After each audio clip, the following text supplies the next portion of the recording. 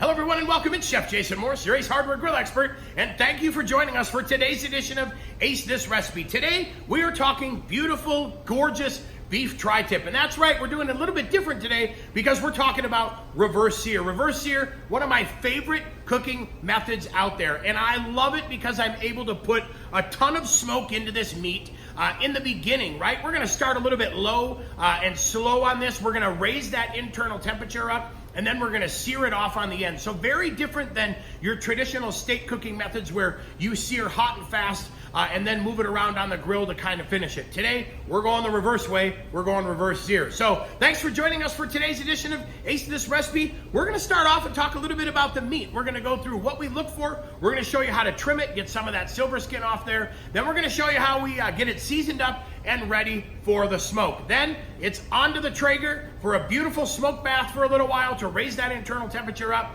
And then we're gonna pull it off, rest it, sear it, finish it, and today we're making some beautiful tri-tip sliders. So thanks for joining us. Let's get cooking. All right, today we've got the Traeger Pro 780, so we'll go ahead and get this fired up, and we're gonna load it with, as always, no surprise, our Traeger Reserve pellets. I love these guys, oak, apple, cherry. They do such a great job of adding flavor and really putting that beautiful, I think a little bit sweeter smoke flavor into what we're doing today for the reverse sear tri-tip. So we're gonna go ahead and set this at 190 degrees. We'll hit enter, we'll hit ignite. We're gonna let this fire up, but that's it. Now the Traeger's ready to go. So what did I look for when it came time to buy my tri-tip? Well, look at this beautiful marbling, right? All of that marbling means this is prime. That is definitely some abundant marbling. And I'm looking to make sure it really has what I want at about 2.5 pounds per tri-tip. Then, what I'm gonna do is give these guys a little flip here. Now I wanna pull off some of this connective tissue. So I'm gonna use a sharp knife here, and I'm gonna get right under all of this connective tissue, and we're gonna trim that off. We wanna be careful to not trim a lot of meat. We wanna just trim some of that connective tissue as well, and I will get a little bit more here.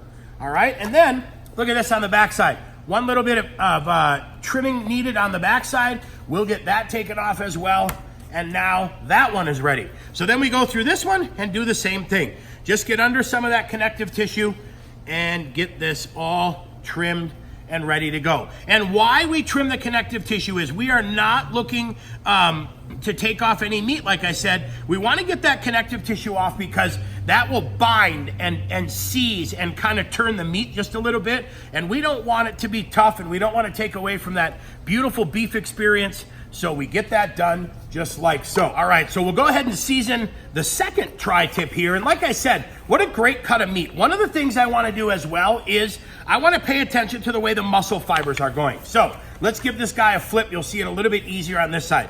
See, I've got muscle fibers going this way, but then I've got some coming in this way, and then I've got some going that way. That is that tri-tip. This is a kind of a triangular muscle, and we want to make sure we pay attention to the way these muscle fibers are going because that's going to be important when it comes time to slicing. We want to slice against the grain to get nice tender cuts of meat. We don't want to slice with the grain, which will result in a little bit longer, chewier strands of meat. So get that guy rubbed down on this side. I paid attention to where the muscle fibers are and how the grain runs. And again, like I always say, season as light or as heavy as you want. Get that all on there. All right, now time to let these guys soak for just a little bit. We're gonna let them go about 15 minutes or so, maybe 20, and then we'll catch up with you at the Traeger where it's time to get these guys started on their smoke bath. We have the Traeger preheated to 195 degrees. We're gonna go ahead now and get these tri-tips added right into the middle and get ready for the next part of our cooking process. Actually, the first part of the cooking process. So we're gonna go ahead and let these guys go. We're gonna close the lid, and now we're gonna slowly track the temperature of these as they make their climb to about an internal temperature of 95 degrees. A couple different ways to track temperatures as this thing slowly climbs. You've got your instant read digital thermometer, which is great, right? But if you're looking for a solution that allows you to maybe go a little bit techno and get some technology in there, I love the iGrill too, because now I'm able to track temperature on my phone. So what I'm gonna do is I'm gonna add this probe in here. I'm gonna go into the thickest part of the meat, probably from the side, get as much of that probe in as possible.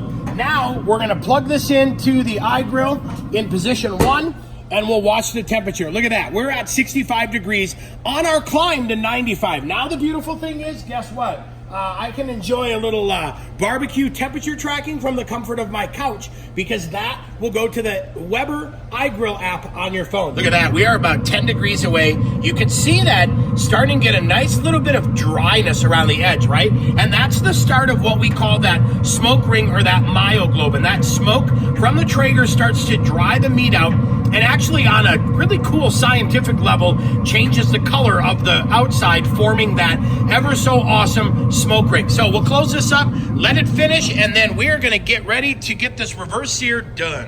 We reached that internal temperature of 95 degrees. So now what we're gonna do is we're gonna take the tri-tips off here. We're gonna leave the probe in there. We're gonna let these guys rest for a minute.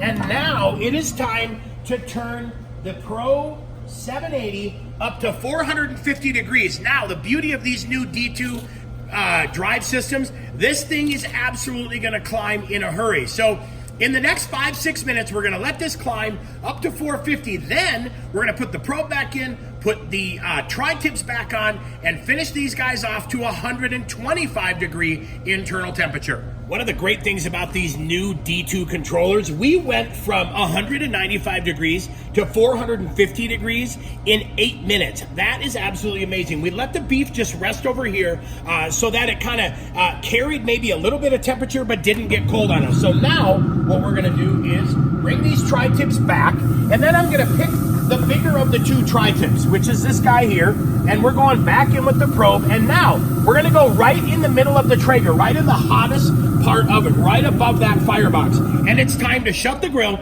and now we're gonna sear them and flip it. So we're gonna sear these and take these guys to about 125 degrees internal temperature. But as it climbs up maybe in that 110 degree range, then it's time to give them a flip so I get a nice little crust on each side. But that's the beauty of reverse sear. We started off low and slow and brought that temperature up.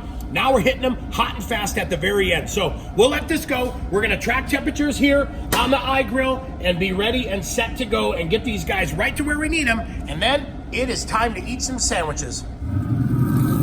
We just hit 110 degrees. Let's give these guys a flip. Look at that, already getting a beautiful sear on side number 1. We're gonna shut it, so now we get a beautiful sear on the second side. We just hit temp at that 125 degrees, and look at that. So, carefully, we're gonna go ahead and pull that probe out, and now, look at those beauties right there. We're gonna take these guys out, set them in the pan, and next, we're gonna give them a chance to rest. So we'll meet you back at the cutting board.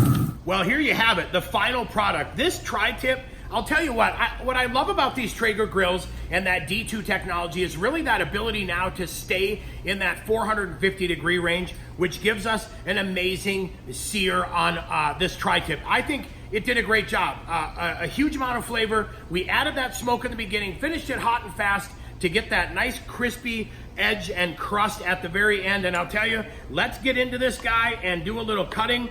The cool part too here, check this out. I'm cutting on this concave board, which the best thing about this board is it's got a little dip in the middle so it holds all of those juices. So look at that right there. That is beautiful tri-tip. And like I said before, you get that smoke ring, which is actually kind of that myoglobin reaction as well. So I'm Chef Jason Morse, your Ace Hardware Grill expert.